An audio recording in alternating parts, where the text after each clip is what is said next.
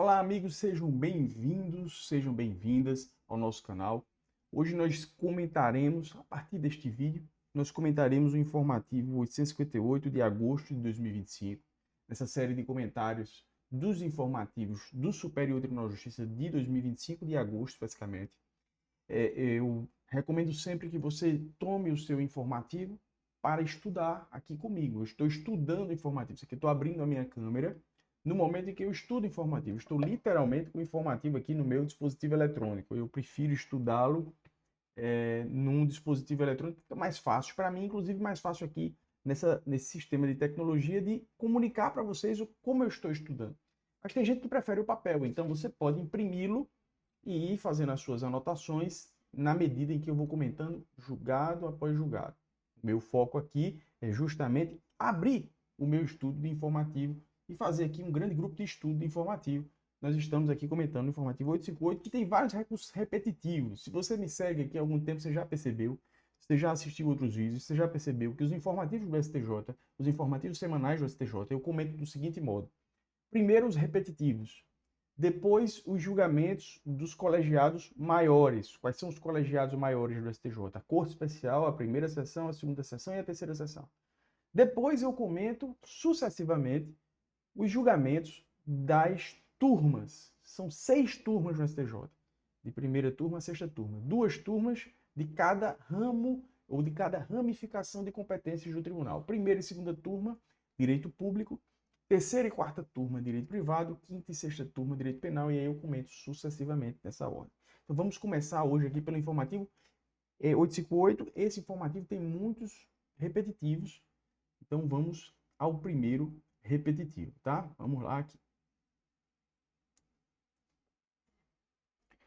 Esse repetitivo, né, noticiado no informativo 858, né, é o repetitivo de número 1272. E aqui ao lado, aqui de um lado da tela, eu tenho o informativo. Deste lado aqui eu tenho o campo do acesso do site do STJ, que descreve a questão submetida a julgamento. Possibilidade de o adicional noturno ser pago em razão das vantagens percebidas por agente federal de execução penal previstas no artigo 102 da Lei 8.112. Preste atenção, preste atenção. Lá na Lei 8.112, nós temos no artigo 102 o que diz assim: além das ausências ao serviço previstas no artigo 97, são consideradas como de efetivo exercício, que é uma questão de efetivo exercício. Efetivo exercício. Os afastamentos em virtude de... Aí você tem aqui, por exemplo, férias, você tem aqui licença paternidade, adotante e gestante, licença para tratamento da própria saúde, licença capacitação, uma sessão para exercício do cargo, né? Então você tem a seguinte situação, em síntese, aqui nesse repetitivo. Cidadão recebe adicional noturno, porque ele é agente penitenciário e ele pernoita no presídio, né? Ele faz um plantão. Mas, imaginemos uma servidora, uma agente penitenciária, uma mulher, né?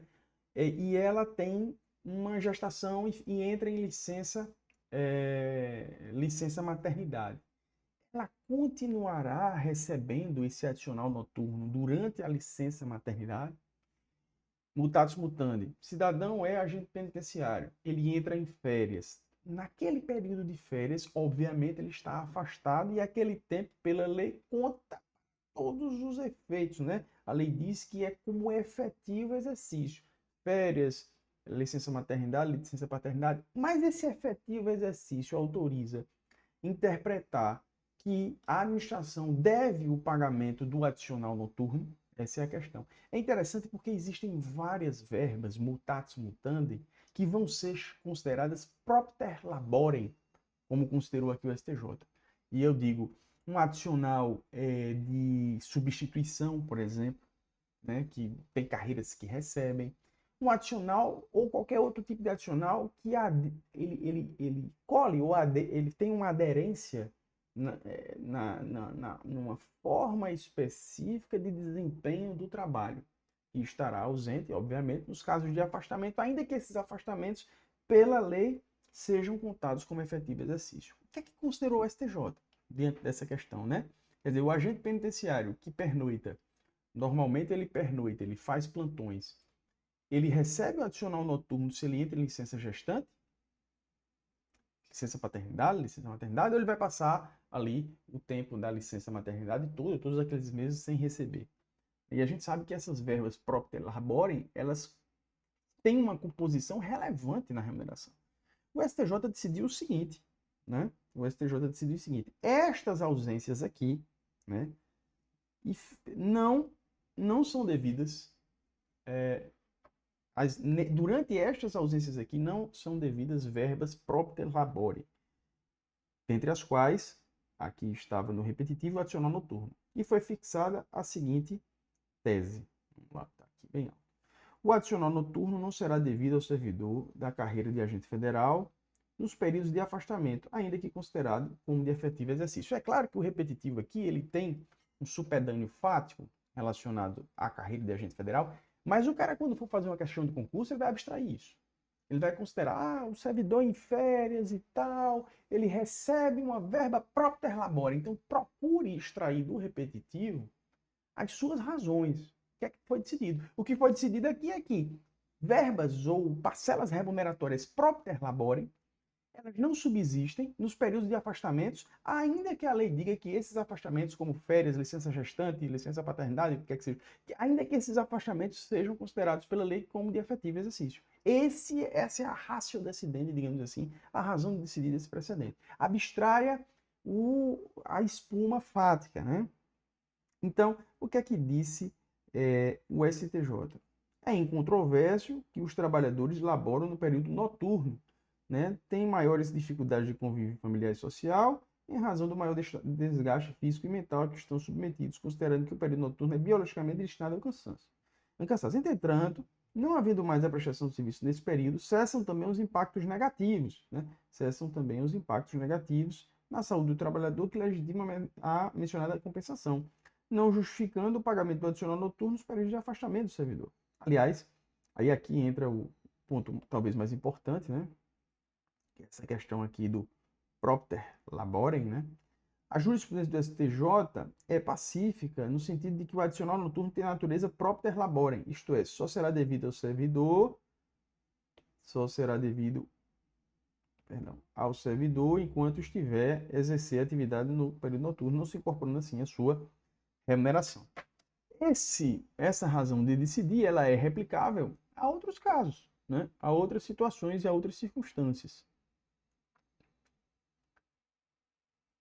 Vamos agora para o próximo repetitivo aqui, noticiado no informativo 858 do Superior Tribunal de Justiça. Esse aqui, vamos lá. Esse repetitivo 1308 é um repetitivo de direito administrativo que faz uma análise, a princípio, um distingue de uma repercussão geral do Supremo Tribunal Federal, a repercussão geral número 403. Qual é a situação aqui? Você terminou seu doutorado, fez o mestrado, terminou seu doutorado, aí você se depara com um edital para professor substituto da Universidade Federal de Alagoas, né? Que eu acho que era até era o caso concreto aqui do repetitivo. Aí você vai lá, se inscreve para uma contratação em exceção ao sistema de concurso público, ao sistema do concurso público, né? Você se inscreve para uma contratação temporária. É muito comum na universidade. Eu estudei na universidade pública e tive vários professores que eram contratados temporários, né? Essa contratação é por 24 meses. E você fica impedido de concorrer a um cargo nessas condições por 24 meses. Isso está na lei. E isso serve justamente para preservar a situação excepcional que é. Porque é uma situação que excepciona a regra geral e sagrada da Constituição Federal, que é o concurso público. O ideal era que abrissem vagas para professores T20, professores substitutos, etc. Aqui é uma contratação temporária, substituto temporário, né? E não substituto efetivo ou professor efetivo. Substituto temporário, professor temporário de uma universidade federal, o que é bastante comum, né? Há uma sazonalidade de demanda, alguns professores foram estudar pós-graduação no exterior, outros professores entraram em licença maternidade, paternidade, outros estão de licença saúde, ou houve uma aposentadoria muito grande e o concurso público demora, e aí surge a necessidade de fazer, à exceção do concurso público, a contratação temporária. Qual foi a situação dos autos? O cidadão foi professor por 2 anos, por 24 meses, na Universidade Federal de Alagoas, cumpriu os 24 meses e, portanto, ficou impedido de participar de novas contratações temporárias na Universidade Federal de Alagoas e ele pretendeu, né, concorrer logo em seguida ao seu término do seu vínculo para a mesma função na Universidade Federal de São Paulo, na Universidade Federal de Sergipe, na Universidade Federal de Pernambuco, em uma outra UF, em uma outra Universidade Federal. E aí surge a questão, ele pode fazer isso ou ele está impedido pela lei? A lei quis alcançar qualquer tipo de contratação por qualquer tipo de universidade, ou se mudar a universidade, muda. Ele pode ser contratado. Ele fica impedido só em relação à Universidade Federal de Alagoas, com a qual ele manteve previamente o vínculo de contratação temporária. Essa era a questão. O Supremo Tribunal Federal, na tese de repercussão geral, número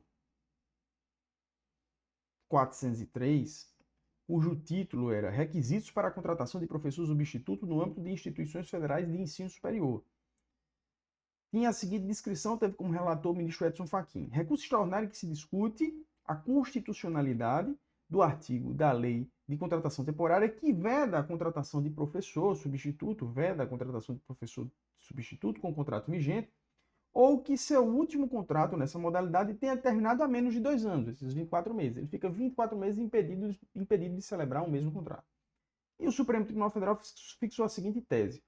É compatível com a Constituição Federal a previsão legal que exija o transcurso de 24 meses contados do término do contrato antes de nova admissão de professor temporário anteriormente contratado. Ou seja, o Supremo Tribunal Federal considerou constitucional o artigo desta lei aqui, que é a Lei 8.745 de 1993, que dispõe sobre a contratação por tempo determinado para atender a necessidade temporária de excepcional interesse público nos termos da Constituição Federal, inciso 9 do 37, que é uma exceção ao regime constitucional do concurso público, e que dispõe do seguinte modo, artigo 9º, o pessoal contratado nos termos dessa lei não poderá, inciso 3, ser novamente contratado com fundamento nesta lei antes de decorrido 24 meses do encerramento do seu contrato anterior, salvo nas hipóteses, essas hipóteses são hipóteses de calamidade pública, e de calamidade ambiental. Estão lá no inciso 1 e no inciso 9, se você tiver curiosidade, você pode dar uma olhada lá. Mas o fato aqui não era situação de calamidade, era uma situação ordinária de contratação temporária para atender uma necessidade temporária numa universidade pública, e a questão submetida ao STJ foi justamente, o Supremo Tribunal Federal disse que esse artigo é constitucional, mas e na situação que ele muda de UF, ele muda de unidade federativa, ele muda de Universidade Federal, melhor dizendo, ele sai da Universidade Federal de Alagoas e vai para a Universidade Federal de Sergipe. Ele pode ser contratado lá sem observar os 24 meses, o STJ entendeu que sim, fixando a seguinte tese, vamos a ela aqui, a vedação da nova admissão de professor substituto temporário anteriormente contratado, antes de decorridos os 24 meses encerrado do contrato anterior, não se aplica aos contratos realizados por instituições públicas distintas. E aqui disse o STJ, vamos ler aqui. A contratação por tempo determinado, deixa eu colocar a tela toda aqui, vai ficar melhor para vocês. A contratação por tempo determinado é modalidade excepcional de ingresso em cargo público, admitida somente nos casos de necessidade. Aqui ele explica, não é, que lá na Constituição Federal está prevista essa modalidade no artigo 37(9), e que está regulamentado pela lei que acabamos de ler, 8.745, a qual veda, né, estabelece a impossibilidade de o pessoal contratado temporariamente ser novamente admitido na mesma forma antes de decorrido 24 meses. Né? E o que é um tanto óbvio, né, pessoal? Porque a regra constitucional é o concurso público e a lei, muito sabiamente, densificando normativamente o preceito constitucional, ela estabelece esse prazo e essa vedação para impedir que fique se prorrogando ou se perpetuando situações que seriam situações excepcionais, né? Que se torne ordinário o que é excepcional. Pois bem, o Supremo Tribunal Federal, né, no tema 407 confirmou a sua compatibilidade com a Constituição Federal, ou seja, essa limitação de 24 meses, esse impedimento que se fica por 24 meses após a conclusão de um vínculo anterior temporário, foi considerada constitucional pelo Supremo. Ok, né? Até porque densificou normativamente, né?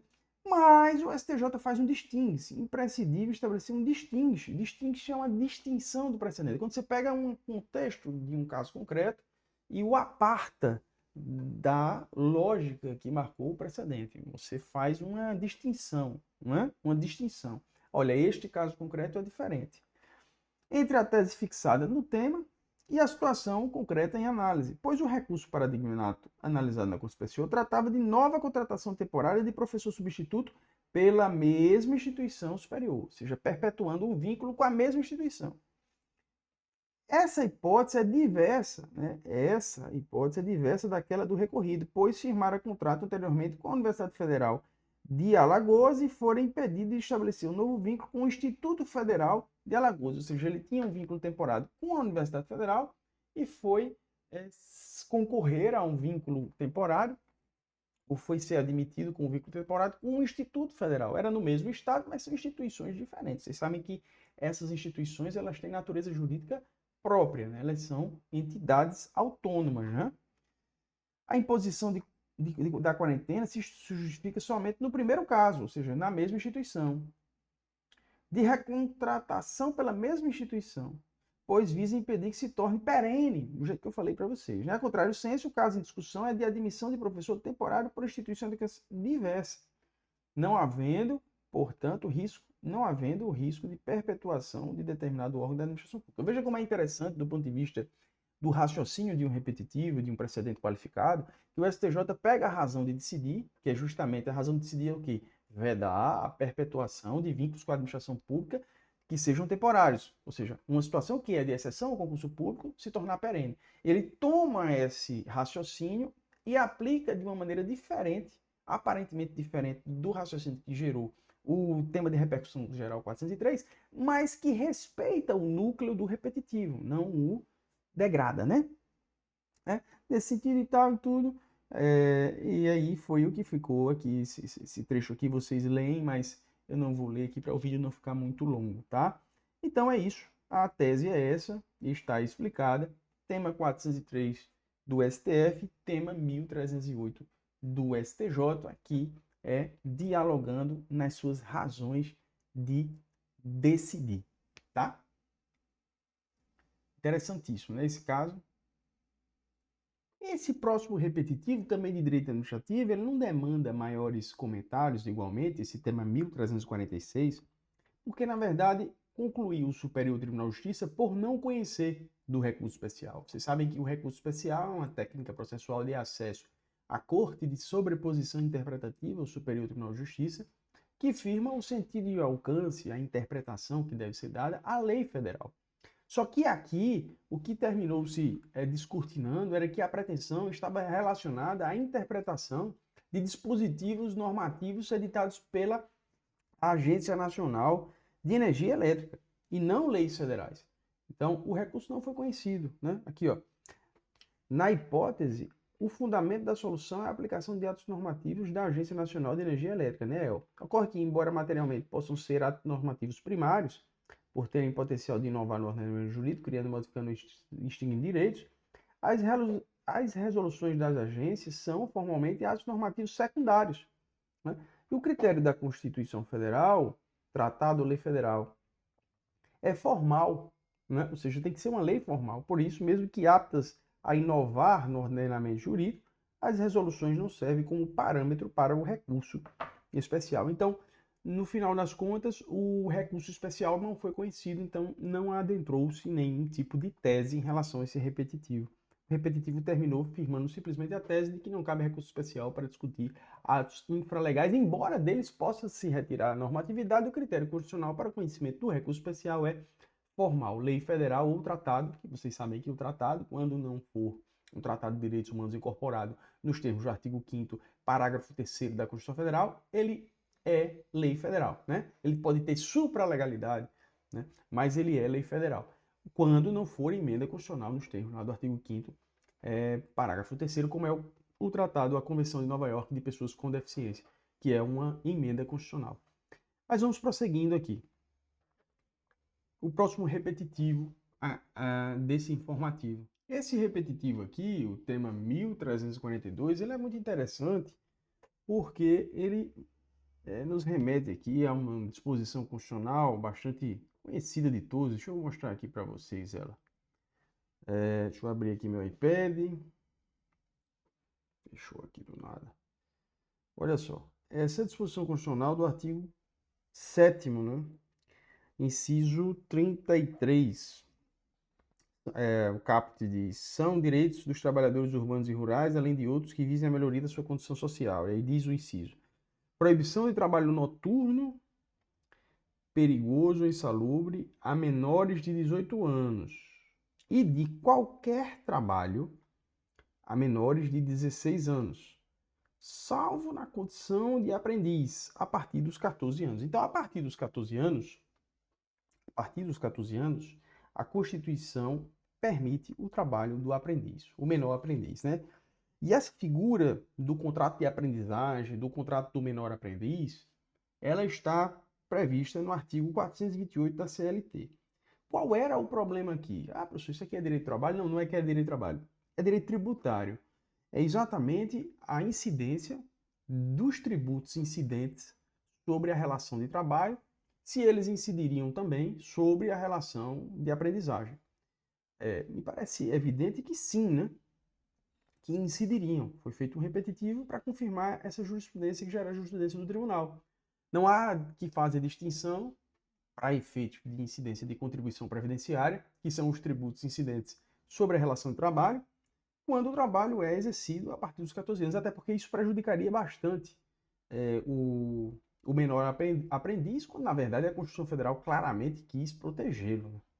Então não faria nenhum sentido. Então o STJ afirmou a seguinte tese para esse repetitivo: a remuneração decorrente de contrato de aprendizagem integra a base de cálculo da contribuição previdenciária patronal, da contribuição de grau de incidência de incapacidade laborativa decorrente de riscos ambientais do trabalho e das contribuições a terceiros, SESC, SENAC, Senar, SENAC, SEBRAE, etc.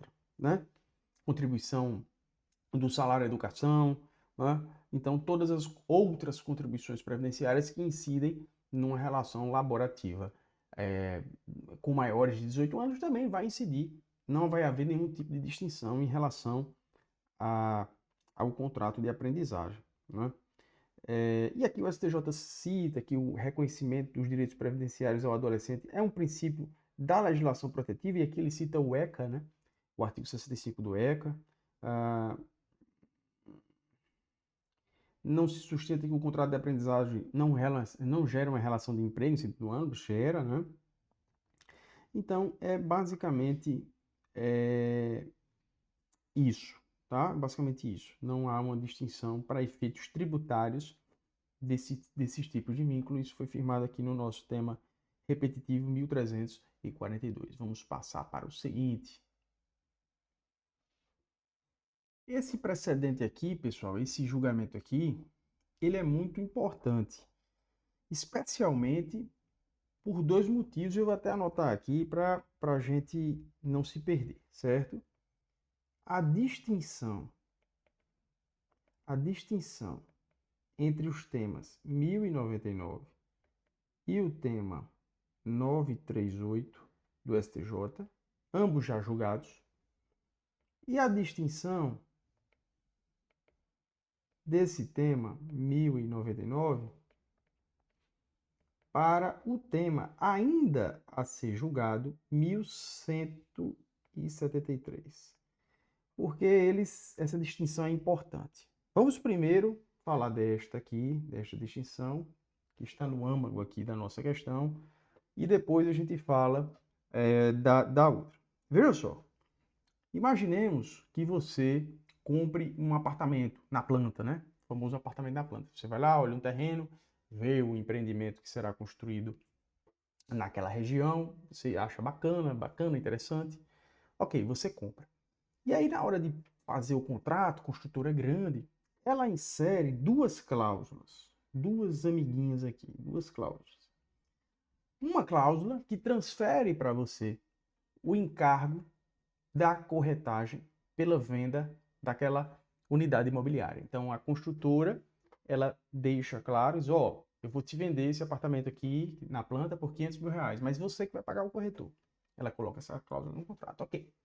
E ela coloca mais uma cláusula no contrato, uma cláusula chamada SAT, né? Serviço de Assessoria Técnico-Imobiliária, que seria, de uma maneira mais ampla, uma atividade que ela desenvolveu para construção daquele empreendimento ou para assessoria técnica imobiliária de incorporação e etc. Ela coloca essas duas cláusulas.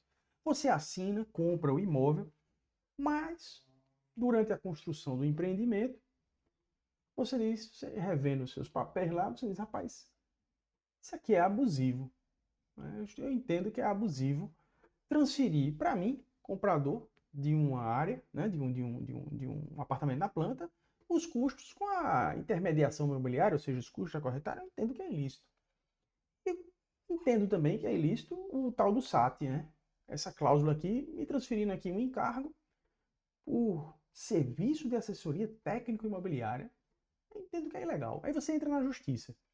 Veja só, o empreendimento está bem, o empreendimento está terminando, você já está próximo, já está vendo o apartamento lá no acabamento, você comprou na planta, já se passaram 5, 6 anos, você está vendo lá, está tudo ok, certo? Do ponto de vista do objeto contratual principal, que é justamente a entrega do apartamento e o pagamento das suas parcelas, sua parte é o pagamento das parcelas, da parte da construtora, a entrega da unidade imobiliária, está tudo ok. A questão é que você, na vigência de uma relação contratual, você quer discutir a abusividade dessas duas cláusulas. E quer, obviamente, rever os recursos que você pagou a título delas.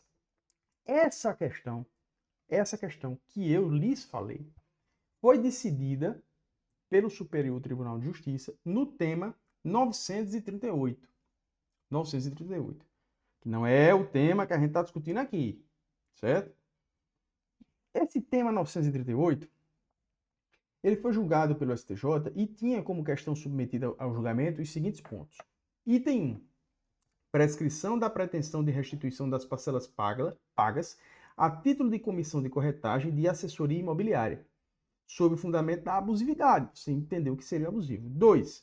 Validade da cláusula contratual que transfere ao consumidor a obrigação de pagar comissão de corretagem e taxa de assessoria técnica imobiliária, SAT.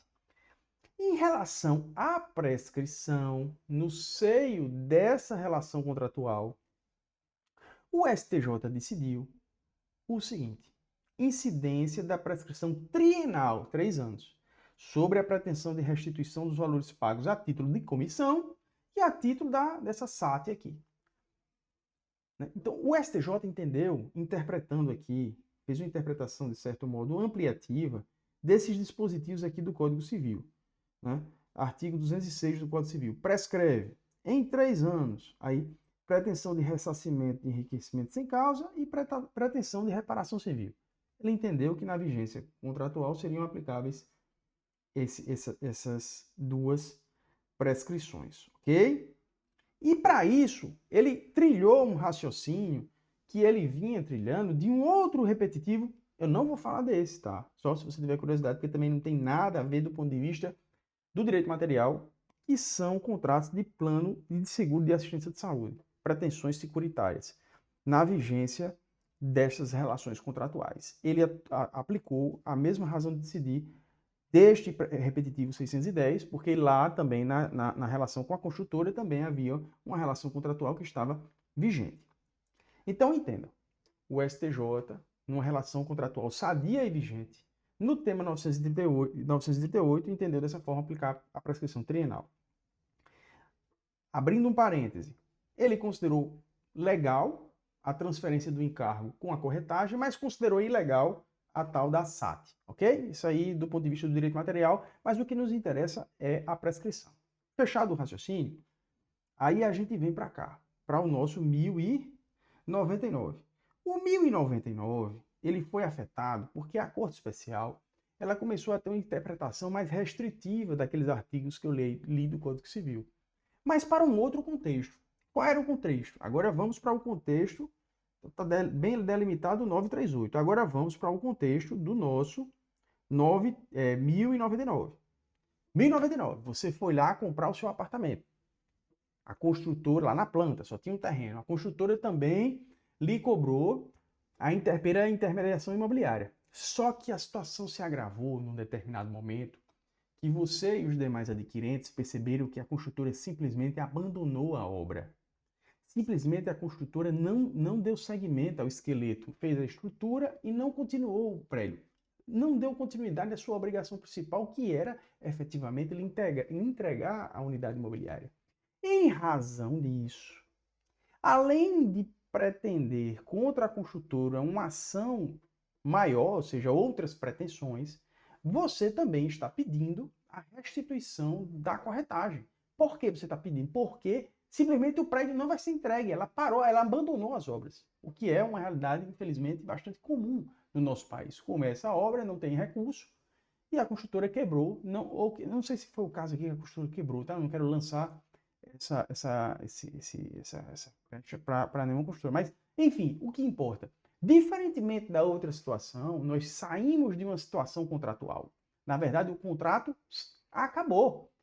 Na verdade, o contrato foi resolvido, houve uma resolução contratual. Esse é o tema 1099.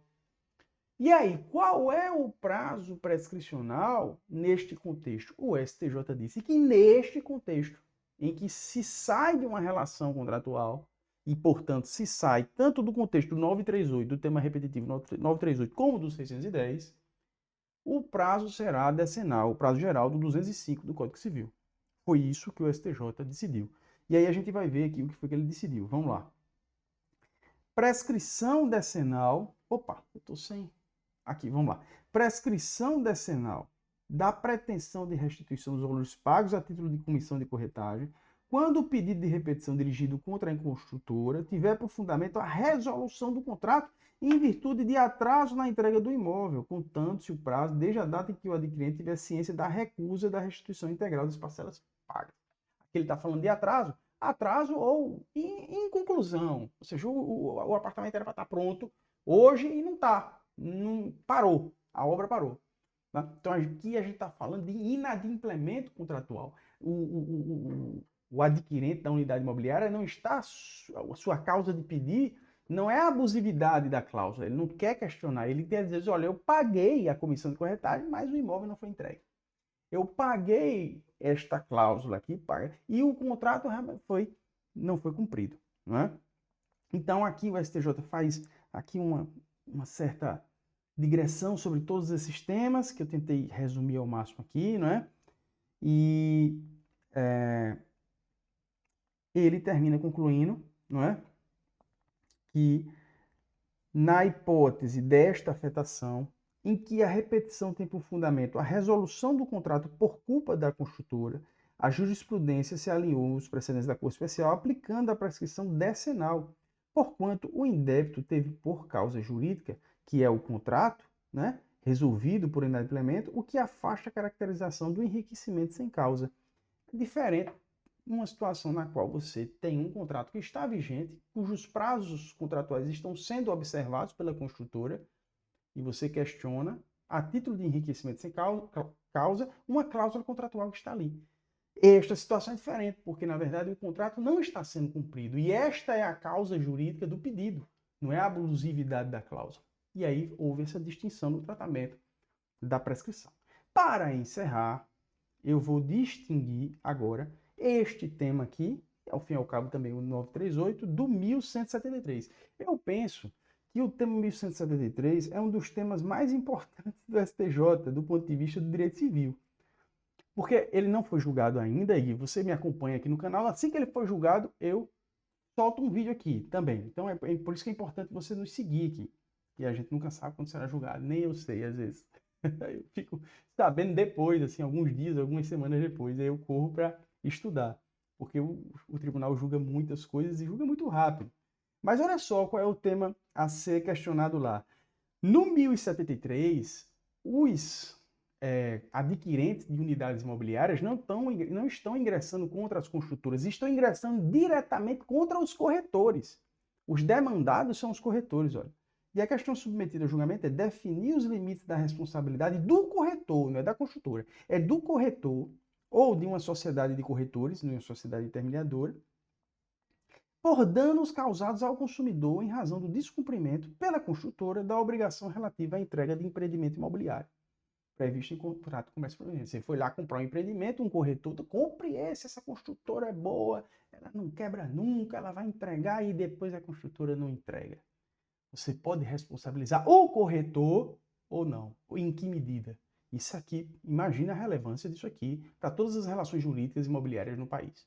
Então isso aqui ainda vai ser julgado no STJ e obviamente não tem absolutamente nenhuma correlação a não ser integrar o mesmo ramo do direito dos temas 1099 e 938. Então aqui a gente está comentando 1099, 938, 1073, 1173 e por tabela ainda o 610, que era a questão de cláusulas contratuais de um outro tipo de contrato, mas cuja razão de decidir terminou influenciando o 938 e houve agora esse distingue do 1099. Tá? Não, eu sei que se você está estudando esses temas agora, se você está começando a ler informativa, essas coisas podem parecer muito espinhentas, mas é assim que funciona um sistema de precedente, tem as suas particularidades e as distinções, e a minha ideia é justamente abrir aqui o meu grupo de estudo, o meu estudo, estudar junto com você, abrir a câmera aqui enquanto eu estudo, para que a gente possa compartilhar dessas nuances, né? Vamos passar aqui para o próximo repetitivo, esse de direito penal. Esse aqui é simples, esse aqui não demanda muitas digressões. Aqui se discutiu a aplicação de um agravante do Código Penal para as contravenções penais. Vocês sabem que as contravenções penais, talvez a expressão não seja tão boa, mas acho que era Nelson Hungria que chamava as contravenções penais de crime não. É uma infração de menor potencialidade que está aglutinada, um grupo de infrações de menor potencialidade que estão aglutinadas numa lei de contravenções penais. A questão é possível aplicar uma agravante que está no Código Penal a uma contravenção penal? É como se você agravasse a contravenção penal com base numa agravante prevista não na lei de contravenção penal, mas no Código Penal. O STJ disse que sim. Então, para a primeira questão, o STJ disse que sim. A agravante prevista no artigo 61, inciso 2F, que é a seguinte aqui, ó. 61, inciso 2F. Ter o agente cometido o crime com abuso de autoridade ou prevalecendo-se das relações domésticas, de coabitação ou de hospitalidade ou com violência contra a mulher na forma da lei específica. Então, é possível aplicar esta agravante às contravenções penais aplicadas no contexto de violência doméstica contra a mulher, salvo se houver previsão diversa na lei de contravenções penais por força do que dispõe os artigos 1º e 12 do Código Penal. Diz o seguinte, o 1º e 12, o Código Penal, né? Não há crime sem lei anterior que defina, não há pena sem prévia combinação legal. Artigo 1º. E artigo 12 do Código Penal diz o seguinte: as regras gerais deste código aplicam-se aos fatos incriminados por lei especial, que é o caso da lei de contravenções, se esta não dispuser de modo diverso. Então, juntando o princípio da legalidade e o princípio da especialidade, no caso específico da contravenção penal prevista no artigo 21, que é a via de fato, ela já está agravada no mesmo contexto da agravante do 61, 2F. Olha, se a contravenção é praticada contra a mulher por razões da condição do sexo feminino, aplica-se apenas em triplo. Então, não é possível incidir essa pena aumentada para a contravenção do 21 e ainda assim fazer a dosimetria com a agravante do 61, 2F, porque isso seria um bis in idem, né? Então, a resposta é, né? Embora o caput do artigo faça menção a crime, tanto o artigo 12 do Código Penal quanto o 1º da Lei de Contravenções Penais permitem a aplicação das regras gerais do Código Penal às contravenções, salvo disposição de lei especial. O artigo 1º da Lei de Contravenções diz: aplicam-se às contravenções as regras gerais do Código Penal sempre que a presente lei não dispõe de modo diverso. Acho até que aqui, pessoal, ele quis se referir ao artigo 1º da Lei de Contravenções Penais. Acho que foi isso, né? Que ele dialoga com o artigo 12 do Código Penal. Mas, enfim. Agora, em relação ao artigo 21, não, né? Quanto à contravenção penal das vias de fato, houve importante alteração legislativa justamente na temática de violência de gênero, né? Que a gente acabou de ler, né? Uma causa de aumento elevando ao triplo. Né? Trata-se de previsão específica da Lei de Contravenções Penais com relação à dosimetria, né? Inviável, nessa hipótese, a aplicação da agravante genérica do Código Penal diante do princípio do bis in idem, da vedação do bis in idem, o qual exclui a possibilidade de que o mesmo fator de desvalorização incida em duas etapas da dosimetria da pena. Né? Então, esse foi o nosso repetitivo de penal. Vamos passar para o nosso próximo aqui. O próximo também é um repetitivo de penal, né? Também é um repetitivo de direito penal, tema 1262. Vamos ver ele aqui. A questão controvertida aqui era a seguinte: pequena quantidade de apreensão de droga, mas uma droga, digamos assim, com efeitos drásticos, como o crack, autorizam a exasperação com base nas circunstâncias judiciais do artigo 59 do Código Penal, de maneira desarrazoada ou majorada, né? A questão aqui de quantitativa e qualitativa. Quantitativamente, é uma quantidade pequena, ínfima de droga, mas qualitativamente, a qualidade da droga é muito ruim, uma droga muito nociva. Sendo pouca droga, mas uma droga extremamente nociva, está autorizada essa exasperação nas circunstâncias judiciais do artigo 59, na primeira fase de dosimetria da pena? O STJ entendeu que não. Vejam só o que entendeu o STJ. Na análise das vetoriais da natureza e da quantidade da substância entorpecente, prevista no artigo 42 da Lei de Drogas, configura-se desproporcional a majoração da pena base quando a droga apreendida for de ínfima quantidade, independentemente de sua natureza. Então, nessa correlação entre quantidade, né, e qualidade, eu vou botar qualidade entre aspas, né, porque não existe. Aqui eu não estou usando no sentido adjetivo, né? Claro que não existe droga com qualidade. Eu estou falando do aspecto material, né? Do aspecto da análise da nocividade da substância, né? E o STJ entendeu que a mera apreensão de pequenas quantidades, mesmo considerando-se a natureza do entorpecente, não pode conduzir ao aumento da pena base, sob pena de violação dos princípios da proporcionalidade e da razoabilidade que norteiam a individualização das sanções. A elevada nocividade abstrata de certas substâncias não autoriza a conclusão diversa quando a porção é insignificante. Na verdade, eu vou até grifar de outra cor aqui. A elevada nocividade abstrata de certas substâncias não autoriza de conclusão diversa quando a proporção apreendida é insignificante. Isso é muito importante, tá? Esse é o âmago aqui do precedente.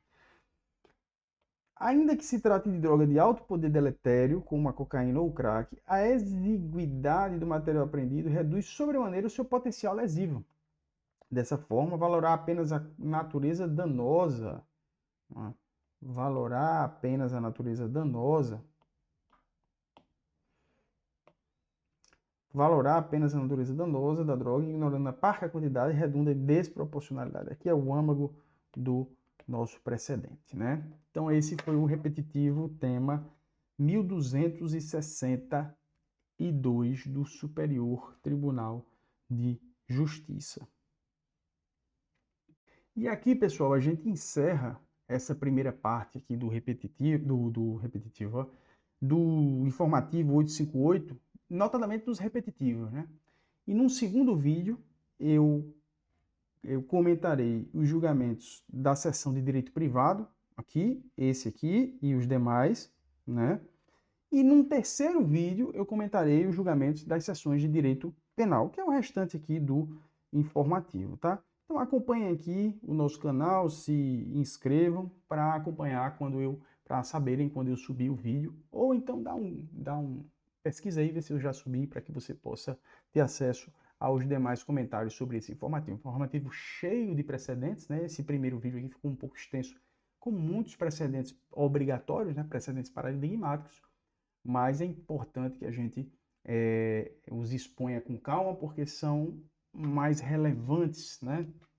do ponto de vista da prática processual, para quem está me assistindo aqui, é advogado, e para os amigos e companheiros aqui de concurso, para os concursos públicos, né? Até o próximo vídeo e bons estudos para todas e todos os seguidores aqui do canal.